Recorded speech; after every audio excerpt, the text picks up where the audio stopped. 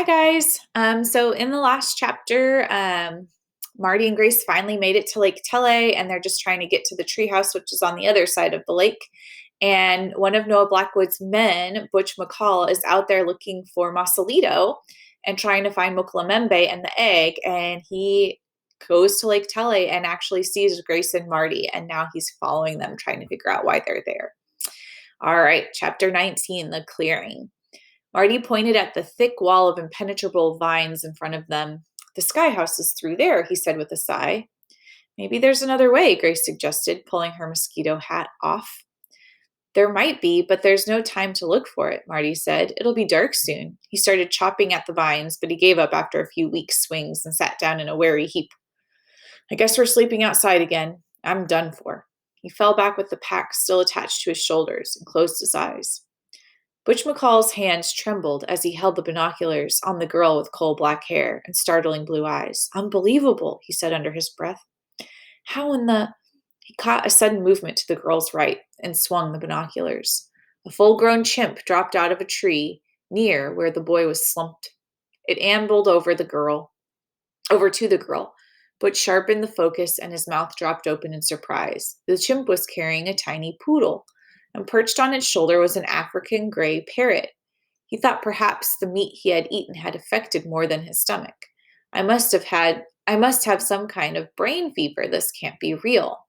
The poodle barked and the girl said something, but Butch was too far away to hear what it was. Grace stared at the parrot in wonder. You're real. The parrot jumped off Beau's shoulder and started walking towards her. Grace glanced at her sleeping brother and was tempted to wake him to prove that the parrot was not a figment of her imagination. But she didn't have the heart. The past 2 days had been difficult, especially for Marty, and he deserved rest. As the parrot continued its slow, deliberate walk in her direction, Petey struggled to free herself from Beau's clutches. And finally succeeding, she made a rush for the little gray bird. The parrot stopped, turned, and very calmly bit the poodle on the nose. Petey yipped, then ran over and jumped into Marty's lap. Marty didn't budge. The parrot hopped the rest of the way over to Grace and began pulling on her shoelaces. Not this again. Grace pushed the parrot away with her foot. The parrot fixed its beady eyes on her and let out one of its terrible shrieks. Beau covered her ears, then grabbed Marty's cap and disappeared up into a tree. Quiet, you'll wake Marty. Her brother was still asleep, but even he couldn't remain so under such a loud assault. All right, Grace shouted. What do you want me to do?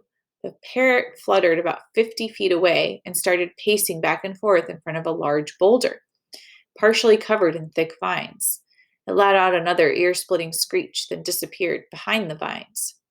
I'm not following you, Grace said. Petey had no such qualms.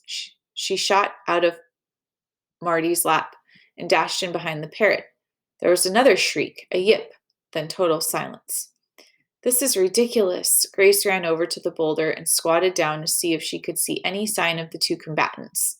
She couldn't, but she did discover that behind the vines was an opening large enough for a human to crawl through, or a leopard. Being mauled by a big cat was well down on Grace's list, somewhere in the mid-60s, but combining it with her fear of confined spaces significantly increased her dread of crawling through the crack in the rock. If they've already been killed by a leopard, Grace thought, there's no point in me crawling in after them. This rationalization was shattered by a muffled shriek and a yap some distance away, which led to another rationalization. They're fine, she thought. They'll come back when they're ready. A large drop of rain splattered on her back. She looked up at the sky. It was going to pour. Perhaps I should wake Marty so he can... She stopped in mid-thought. Isn't that what I always do when there's a problem? Get Marty. He can't set up camp or find us shelter. It's up to me now, and this leopard's cave might just be the shelter we need. She ran back and retrieved the machete from the sleeping knight's hand.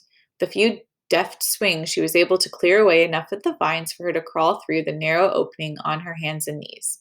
Halfway down the tunnel, it became clear that it would not work as a shelter. It was barely big enough for her to squeeze through. But in front of her was a sliver of daylight. She quickly crawled toward it and discovered another opening blocked by vines. Slicing through them, she crawled out onto a muddy game trail. As she got to her feet, something big grabbed her thighs from behind. She screamed, thinking a leopard was pulling her into its snarling maw. But when she looked down for the spotted paws, she saw instead two black hairy hands with opposable thumbs. Okay, so it's a monkey. Bo! The chimp jumped backward and began rolling on the ground, hooting with glee. That's really hilarious. Are you sure you aren't related to Marty? Petey and the parrot were nowhere in sight, but the soft ground was peppered with dainty little dog prints. Grace looked at Bo, still in the throes of her chimpanzee belly laugh. When you're finished, she said, perhaps you can help me find your little friends. Bo did not seem very interested in helping. Grace left her there and began pursuing Petey and the parrot on her own. Butch McCall stood above the sleeping boy, watching a line of drool leak from the corner of his mouth onto his wrinkled shirt, which was not nearly as interesting as the gray plastic tag lying next to the stain. Oh no. The girl had been wearing a similar tag around her neck. The boy wasn't much older than 12 or 13, and the girl was even younger than that, judging by her size. Who were these kids? He was tempted to shake the boy awake to find out, but one of the things a life in the wilderness had taught him was patience. He had tried to follow the girl after she and her menagerie slipped through the opening, but it was too narrow for him to squeeze through. He wasn't worried, though. Those who knew him said he could track a mosquito through a swamp. An exaggeration, Butch didn't try to discourage. If need be, he would find another way around and pick up her trail on the other side. Tracking the kids would be as easy as tracking a herd of elephants across a mud flat.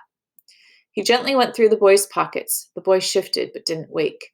Sound sleeper, Butch thought, and strong, judging by the size of the pack strapped to his back. Both good things to know. The sky rumbled. He stood and looked at the dark clouds. Have to head back to camp soon, see if the men found Masalito.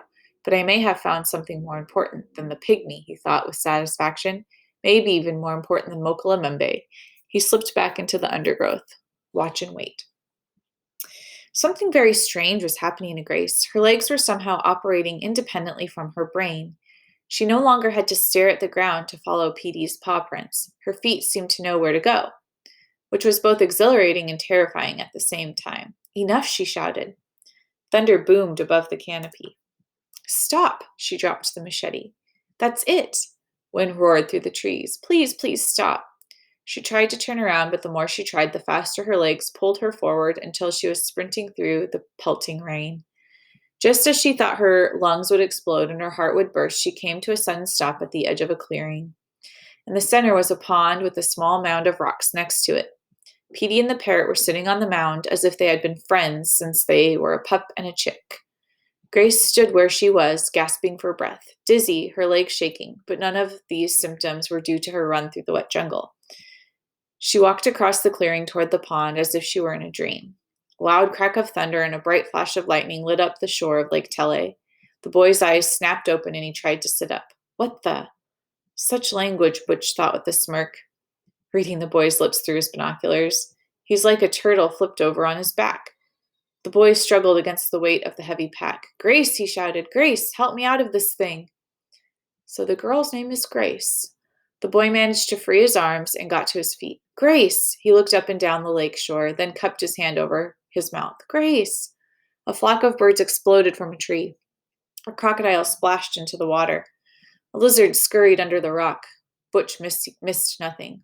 It'll be dark in an hour. Time to check on the men. The boy gave up calling and started looking at the ground. So he knows something about tracking. The chimp came through the opening in the rock, hooting. Weird Marty's not using the gizmo to find Grace. Huh. Anyway, that was a really good chapter. See you guys next time.